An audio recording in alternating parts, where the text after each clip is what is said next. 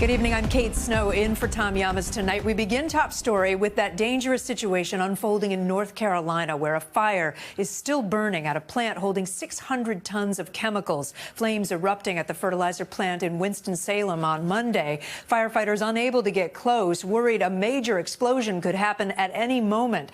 Thousands of people in the area have been urged to leave their homes immediately. The Red Cross setting up shelters for those under evacuation orders, which includes nearby Wake Forest University. Let's get right to NBC's Emily Aketa, who leads us off tonight.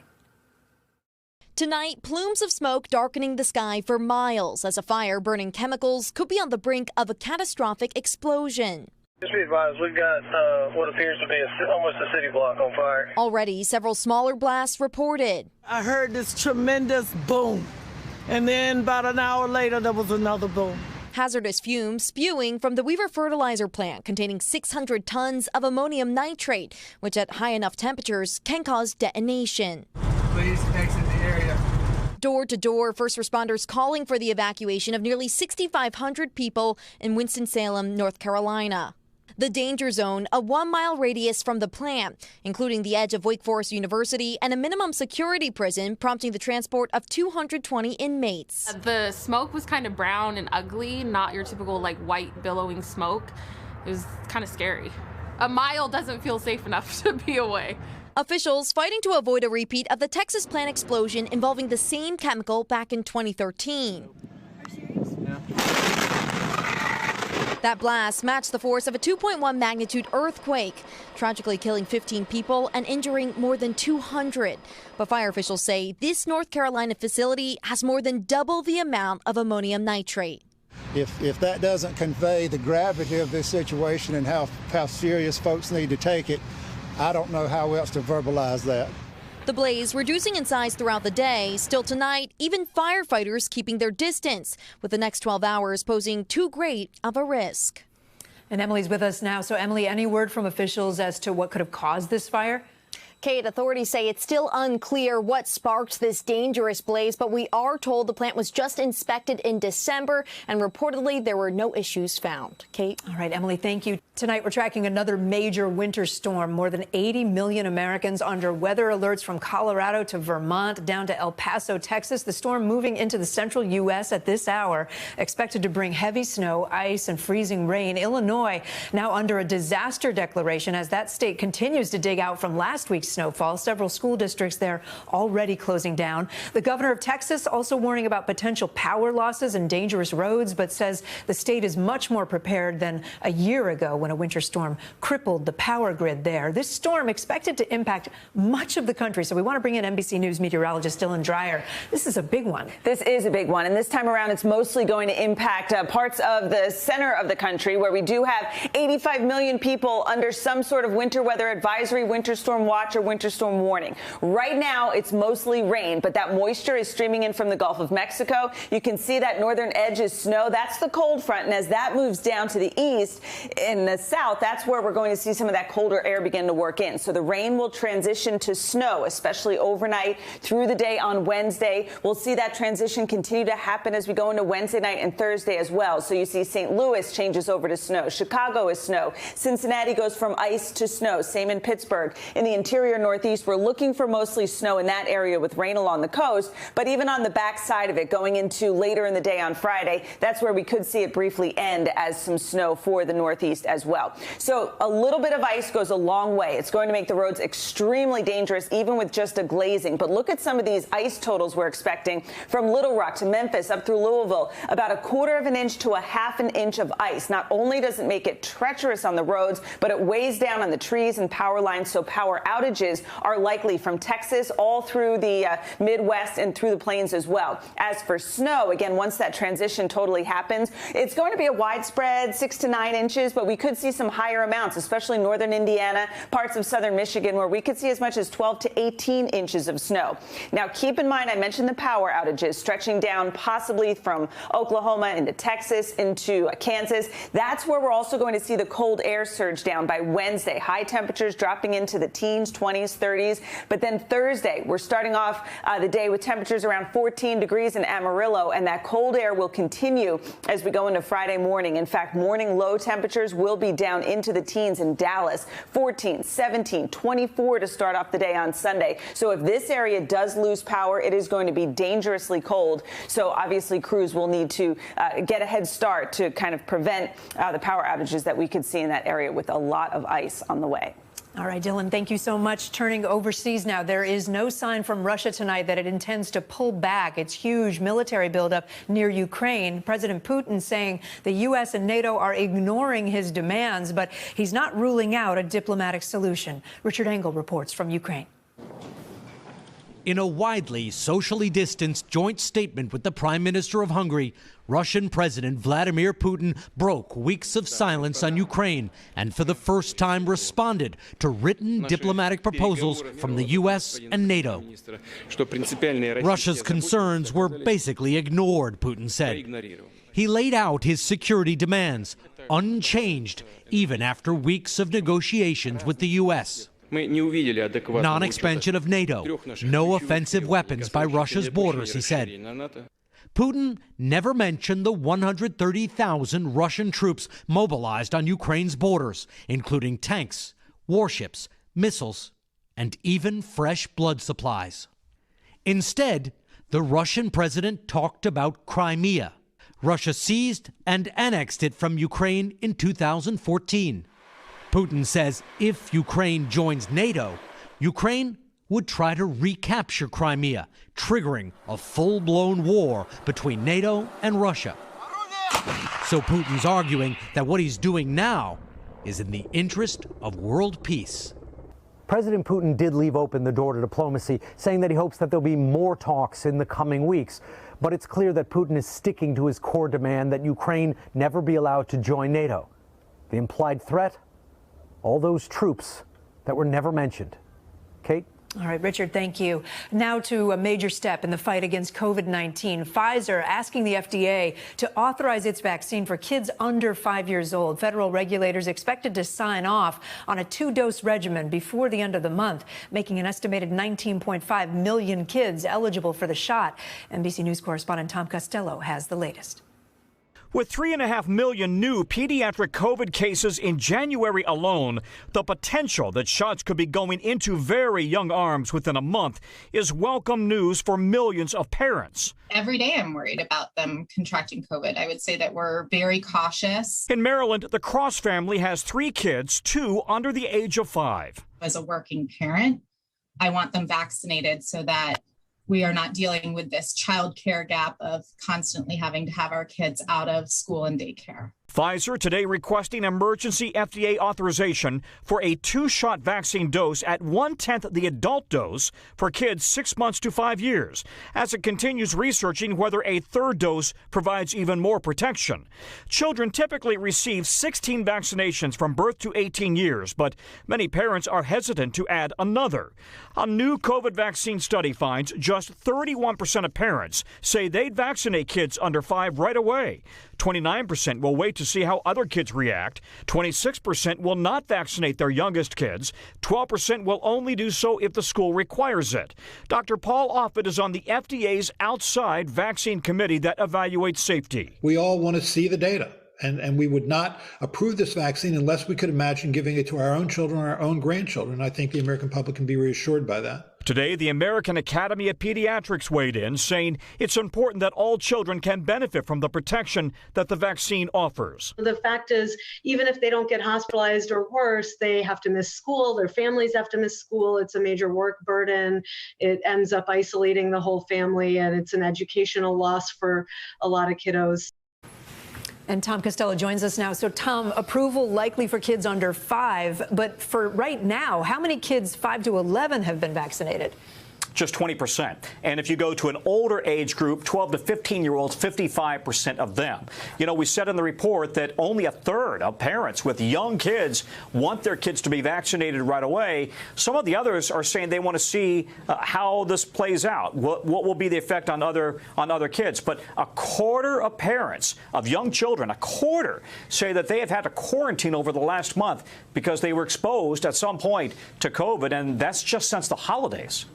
Tom, thank you. For more on the COVID-19 vaccine and kids, we're joined now by Dr. Scott Hadland. He's the chief of adolescent medicine at Mass General Hospital for Children. Dr. Hadland, good to have you tonight. As Tom said, this would be a smaller dose that we're talking about. What else do parents need to know about this vaccine for little kids and the data behind it? Well, you know, thanks so much for having me to talk about this today. I get asked by parents about this all the time. When is the vaccine going to be available? And so today's news is really welcome for a lot of families. What parents need to know is that, as you said, this is 1/10 the dose given to adults, and that the studies that have been done so far on this vaccine in younger children really suggest that it's safe. There are very few adverse events that have shown up in these trials. And in fact, a lot of the data suggests that that kids, particularly between the ages of 6 months and 23 months, are able to mount a really good antibody response in their bodies that suggests to us that they'll get good immunity from this vaccine. And yet we just saw the numbers. A lot of parents are on the fence, or they're just saying they're not going to get it for their little kids. What do you say to them in your office when someone says, I'm just going to wait a while and see? Well, look, parents always want to do what's right for their children. That's really the underlying motivation here. And so I actually do encourage parents to come and talk to me, talk to their pediatrician, talk to the people that they trust who have given all those other vaccines that children really benefit from. So what I'll say to a parent is, look, we're still waiting on some of the data, but all the data that we have available right now suggests to us that the vaccine is safe. And, you know, a month from now, we hope to be able to say that the FDA and the CDC have approved and recommended the vaccine, and that's after a very careful read of the clinical trial data. And so with that information behind me, I would feel confident recommending it to families. And Tom mentioned this, the vaccination rate for kids 5 to 11, for whom the vaccine's already approved, is still pretty low. What do you think is behind that lag? Well, a big part of that is exactly that. It's a lag, right? This vaccine only became available to that age group much later than it did for older age groups. And so we pediatricians, family medicine doctors, people in our community that administer vaccines are working hard to do a lot of catch up. And I think parents are very rightly taking the time to assess whether the vaccine makes sense for them and their family and their children. You know, my recommendation and the recommendation of the American Academy of Pediatrics and many other professional organizations is that families get their kids vaccinated. So I stand behind that. But I also understand that families have questions and they want to take time with this decision. And that's what we're here for, to answer those questions and help guide them. Dr. Scott Hadland, really good to have you with us. Thanks so much. Up next, to deadly shootings at schools in two different states, I should say, today. Police say at least one student is dead. Another is critically injured after they were shot outside a high school in Richfield, Minnesota, near the Mall of America. So far, no arrests have been made there. Meantime, in Virginia, 2 campus police officers were killed after a shooting at Bridgewater College. The gunman there was taken into custody after fleeing the scene. Turning now to bomb threats today at more than a dozen historically Black colleges and universities. The schools forced to lock down as authorities investigate. The threats coming on the first day of Black History Month, a date school officials believe is no accident. Ron Allen reports. Tonight, many of the nation's historically Black colleges and universities on heightened alert, from Delaware to Florida to Louisiana. Hours with campuses locked down, orders to shelter in place because of more than a dozen bomb threats. Sad that it's really only HBCUs that are being targeted. At Howard University, bomb threats 2 days in a row, the third threat since January 5th. You take these threats seriously?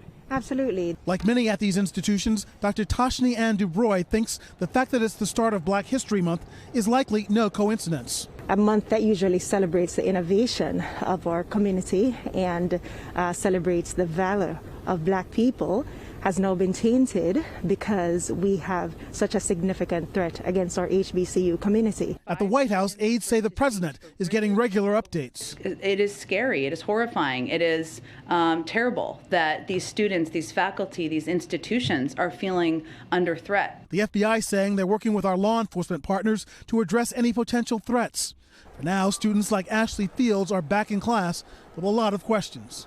We've not received any word about whether the two have been connected or, where the threat has come from. It's not the ideal environment for students trying to learn. On Howard's campus now, a much bigger police presence, including help from the D.C. Metro Police, not usually stationed here. So far, authorities have not reported finding any explosive devices on any campus. Kate? Well, that's a bit of good news there. Ron, thank you. The New York Times is reporting that former President Donald Trump was directly involved in plans to overturn the 2020 election. According to 3 sources in the Times, the former president asked his personal attorney, Rudy Giuliani, to see if the Department of Homeland Security could, quote, legally take control of voting machines in key swing states 6 weeks after the election, to look for what he believed was evidence of election fraud. Also, the National Archives is confirming today some of the preserved documents from the Trump administration were ripped up by the former president and had to be taped back together by government officials. This new reporting all comes just days after the former president held a campaign-style rally in Texas where he attacked prosecutors who are investigating him for election interference. Here's some of what he had to say. If these radical, vicious, racist prosecutors do anything wrong or illegal, I hope we are going to have in this country the biggest protest we have ever had in Washington, D.C., in New York, in Atlanta, and elsewhere, because our country and our elections are corrupt. Let's bring in a former federal prosecutor and University of Michigan School of Law professor. Barbara McQuaid is with us. Lucky for us, she's also an NBC News legal analyst. Barbara, good to see you. You just heard former President Trump. Let me ask you about the New York Times reporting also, because it basically puts President Trump at the center of 3 different attempts to seize voting machines, asking the Pentagon, the Department of Justice, and Homeland Security all if they would take them, and each time being refused. You also have this detail about the ripped up papers being taped back together by the National Archives. When you look at all of this, how does it change the picture of his effort to hang on to office? I think these news reports are very significant. It all comes down in the end to knowledge and intent. Did he know that there was no truth to the claim that the election had been stolen? And I think this reporting says that the Justice Department said, no, we can't do what you've asked us to do. William Barr resigned from the Justice Department in December. Really unusual at the time. Ordinarily, the Attorney General will stay till the end of the president's term. And his departure a month early was really very strange. And I think we're beginning to see why, that he was the one who told President Trump there is no widespread fraud. And yet President Trump continued to persist in this idea of every strategy possible, including seizing some of these voting machines. Even Rudy Giuliani thought this was a bridge too far. Well, and yet Donald Trump kept asking for another opinion. I was going to ask you about Rudy Giuliani because, of course, he was working with President Trump, former President Trump, as his lawyer. And apparently he's the one who called Homeland Security to impound the machines. If you were still a prosecutor, would you consider that a crime, even just making that phone call? Yeah, again, it really comes down to it certainly would get my attention and would raise my eyebrows. But again, it really matters what was their intent. Did they believe that this was fraud, or did they have some other narrative that they were trying to, protect the election from unlawful interference? I think in light of all of the things that have been reported, the fact that, more than 60 judges around the country have rejected legal challenges. There was absolutely no evidence of actual voter fraud. And then, we have William Barr making the statement that there's no fraud. The evidence is really growing and continuing to mount that he had to know that this was all fraudulent, that this was all just a scam.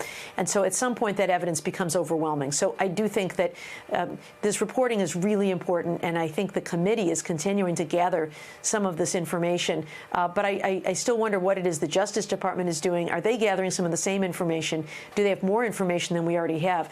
You also asked about the tearing of the documents. Again, that could be incredibly significant. If President Trump was tearing documents because he didn't want people to see them eventually and someone had to tape them together, that could be criminal in itself. Or did he tear them in a fit of pique? The way a toddler has a temper tantrum. I don't like this. I want to tear it all up and throw it away. It is still an intentional violation of the Presidential Records Act to just tear them up, knowing that you're supposed to preserve all of these records. So that alone might be enough. I can't imagine that a prosecution will be based on that. But if instead instead he's tearing them up because he wants to make sure they never land in the hands of people who might investigate what happened there, then it becomes part of a larger conspiracy of a corrupt intent that to obstruct the outcome of the proceeding, which I think could have some evidentiary value. And let's look forward for a second. So when you take all this reporting and you couple it with that sound that we just heard from Texas over the weekend with former President Trump, criticizing all the prosecutors who are looking into him, what does it tell us about what's coming if Donald Trump decides to run in 2024? Yeah, we tend to think that the attack or conspiracy or whatever it was ended on January 6th of 2021, but it seems like we might still be living right in the middle of it. The comments that you played there, where he is criticizing the prosecutors and urging people to take to the streets if he is charged with a crime. He has also been, sort of dangling pardons to the January 6th insurrectionists. If he is to be elected president again, he would consider pardons for those people. It really seems like he is continuing to obstruct the investigation. He's continuing to encourage them not to cooperate, to continue to fight for him, and also kind of lighting the match for an attack if he should fail to win the election going forward. It's a really dangerous place for us to be. I feel like in some ways he's almost daring the Justice Department to charge him. If you charge me, or the county prosecutor in Georgia, if you charge me, there's going to be a very steep price to pay, and maybe you would prefer that things stay calm. I don't think that they can be held hostage that way. If they have evidence, I think they can and will charge it. But it's a very dangerous thing because President Trump is really laying the groundwork for violence if that should happen. That prosecutor now asking for protection even. Barbara McQuaid, thank you so much for being with us. Always glad to have you.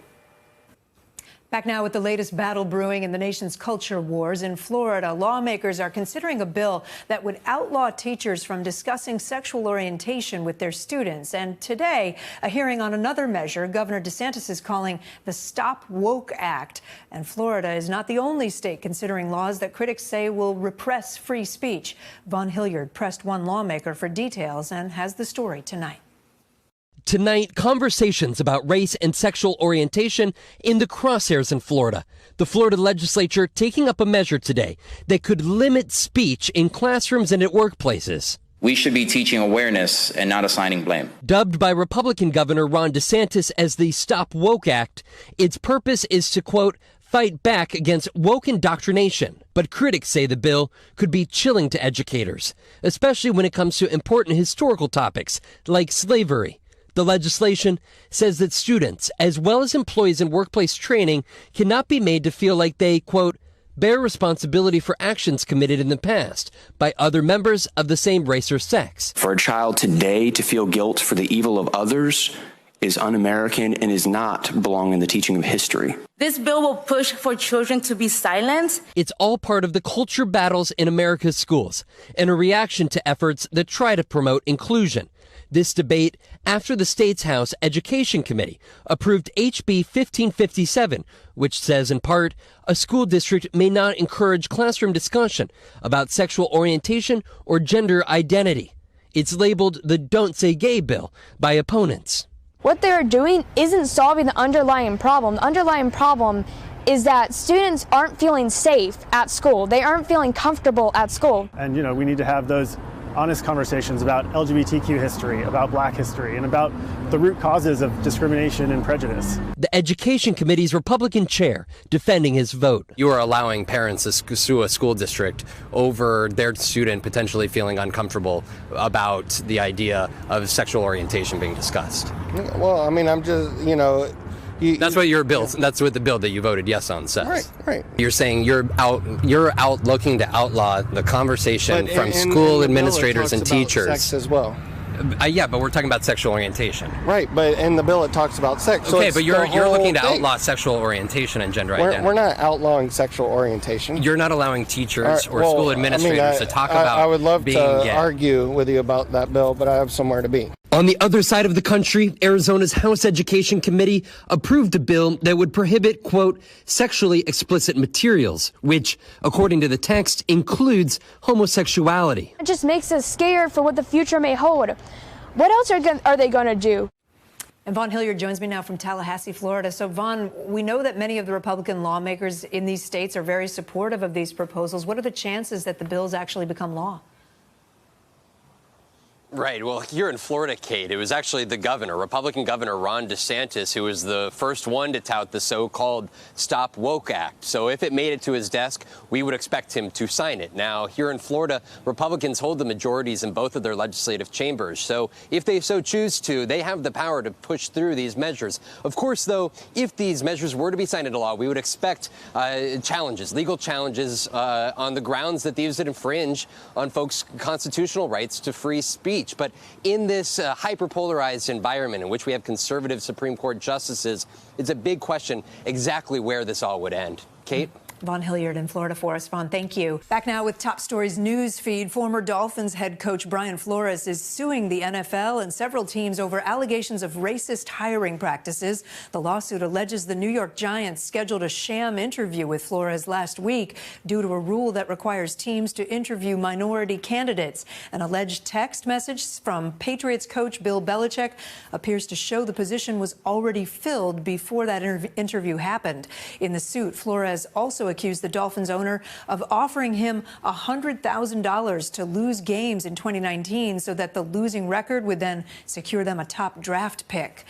Johnson & Johnson, along with top U.S. drug distributors, has reached a nearly $600 million settlement with Native American tribes. The tribes sued the companies over the opioid epidemic, which has just disproportionately affected Native American communities. All federally recognized tribes will be able to collect, even if they did not file a lawsuit.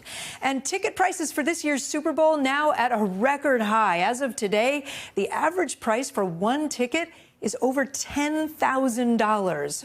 Wow, that is up nearly $2,000 from the record high price set last year. Experts say several factors are driving up prices, including one team playing on its home turf and the other team never having won a championship before. You can watch the Super Bowl on February 13th on NBC and Peacock. To an NBC News exclusive, an in-depth look inside the widespread spying operation by the Chinese inside the United States. FBI Director Christopher Wray sat down with our Pete Williams to talk about efforts to infiltrate U.S. businesses and how the FBI is trying to stop it. An East Bay tour operator is facing charges tonight of spying for China. The FBI was tailing him around. The FBI says this is Chinese spying at work. Edward Peng leaving an envelope of cash in a California hotel room and retrieving an SD card loaded with classified information. A classic spycraft dead drop. He's now in federal prison. The creation of those counterintelligence task forces. Christopher Wray says when he became FBI director, the sheer amount of Chinese spying to steal American technology was a huge surprise. This one blew me away. And I'm not the kind of guy that uses words like blown away easily. We are investigating, opening a new China-related counterintelligence investigation. About every 12 hours, we probably have over 2,000 of those investigations. Other countries spy on each other. So what does China do that's different? There is no country that presents a broader, more severe threat to our innovation, our ideas, and our economic security than China does. I'm referring not to the Chinese people, not to people of Chinese descent or heritage. What we're talking about here is the Chinese government and the Chinese Communist Party. The Chinese government has repeatedly insisted that it doesn't steal American business secrets.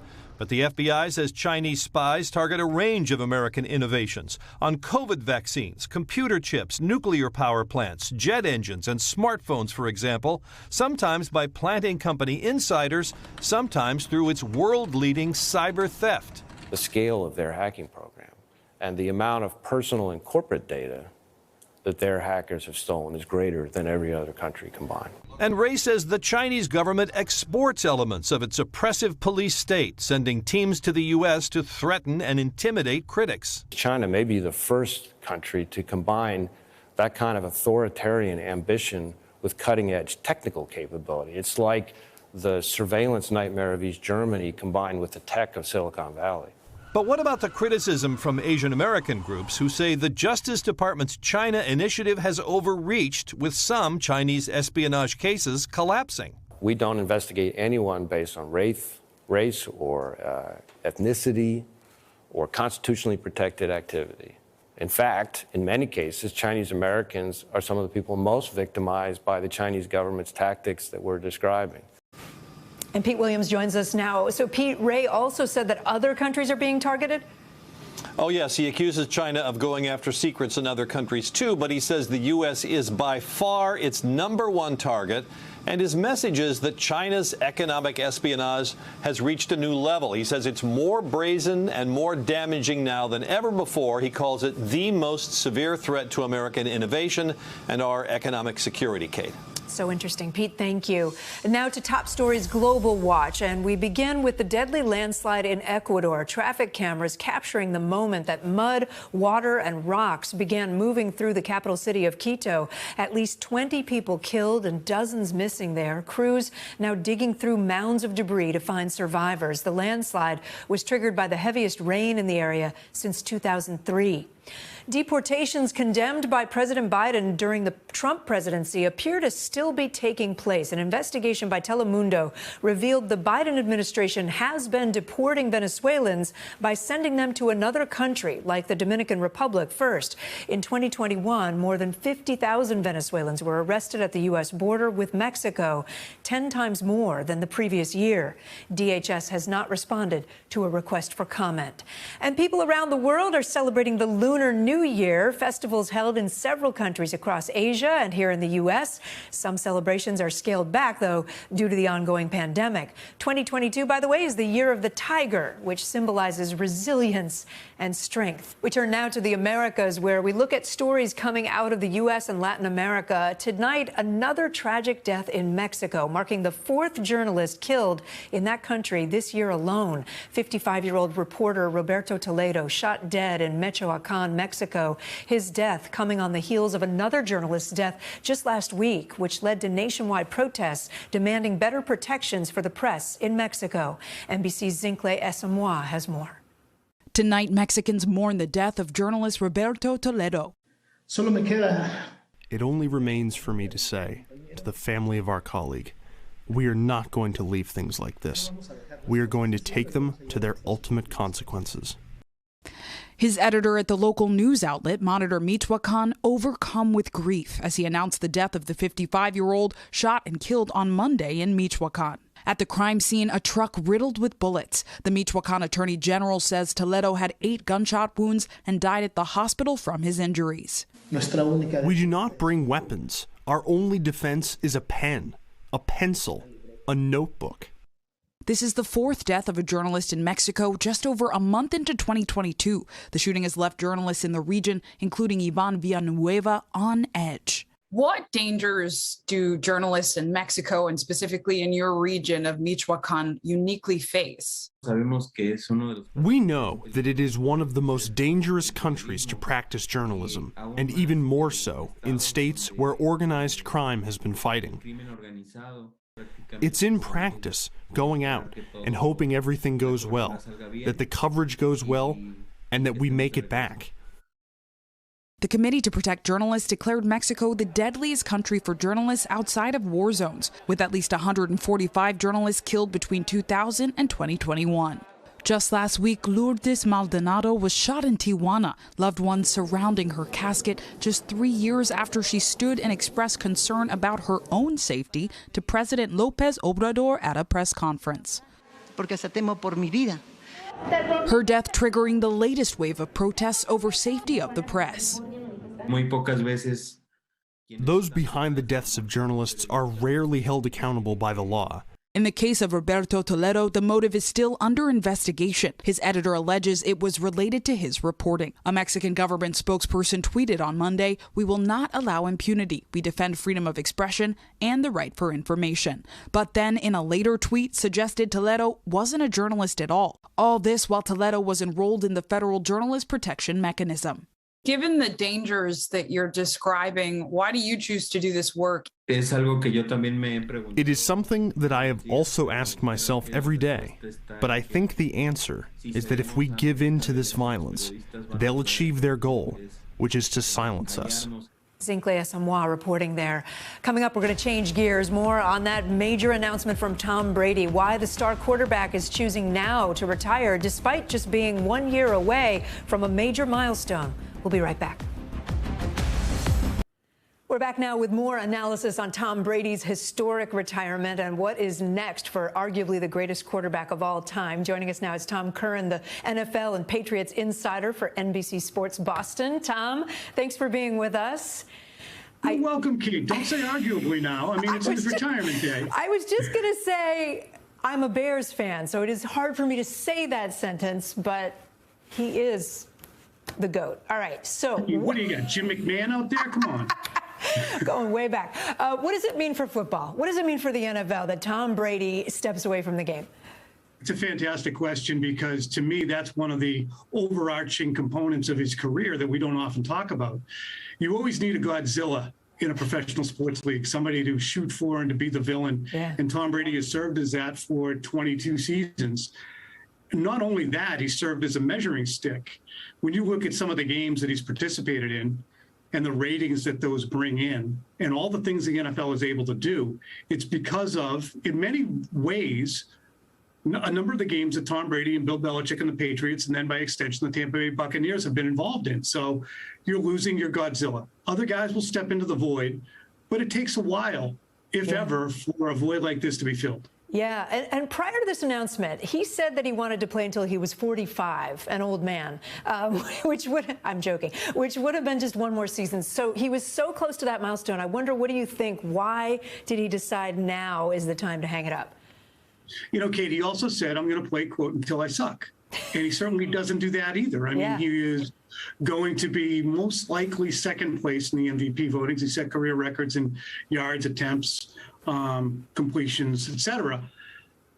Honestly, Kate, I believe, and I've covered him every step of the way in his career, there's no chips left on his shoulder.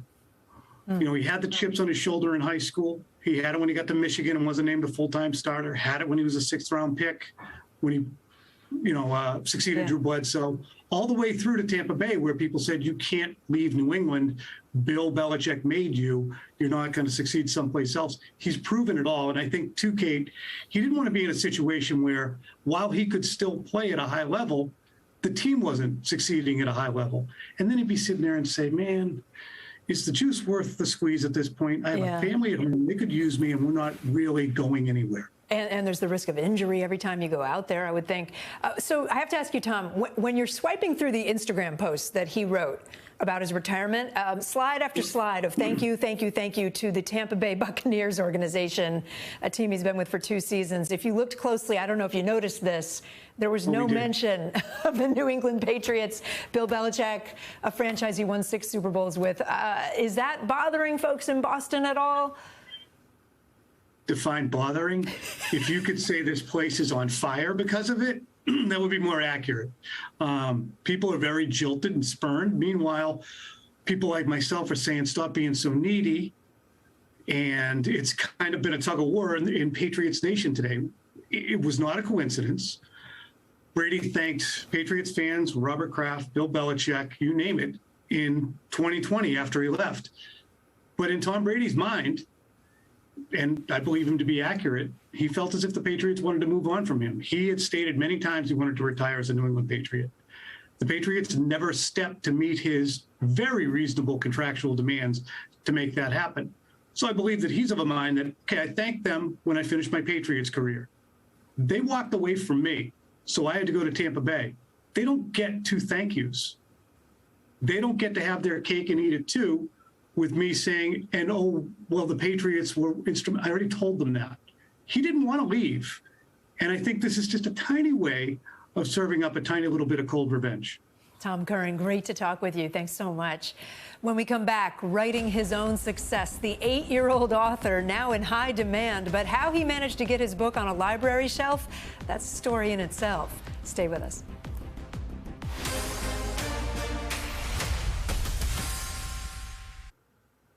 Finally tonight, one 8-year-old writer's work is in high demand, all without the help of a literary agent or a book publisher.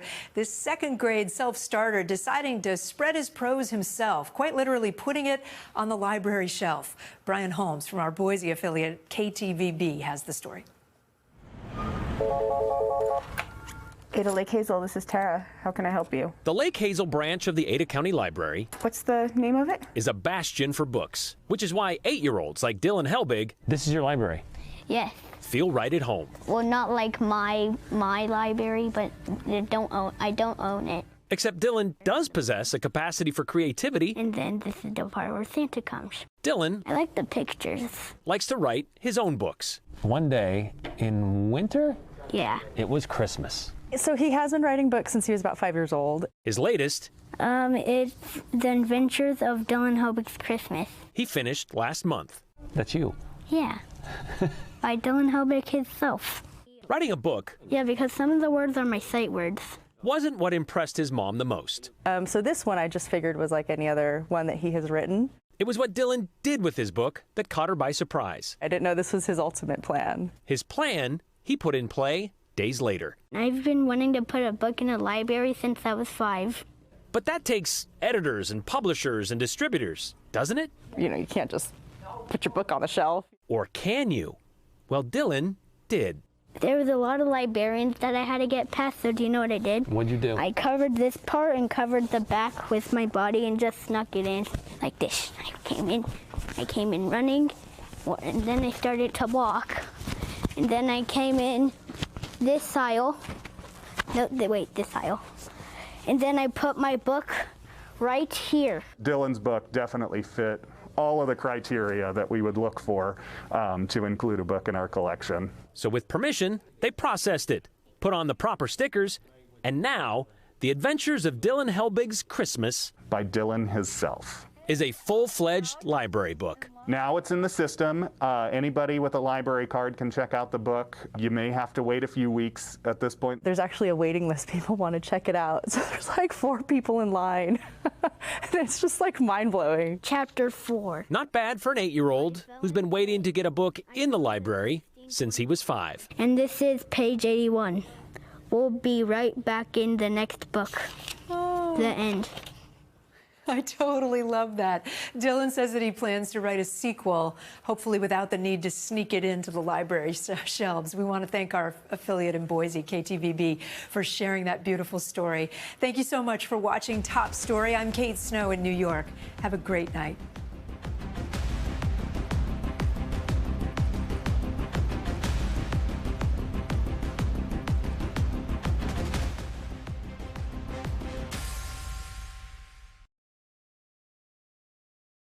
Thanks for watching our YouTube channel. Follow today's top stories and breaking news by downloading the NBC News app.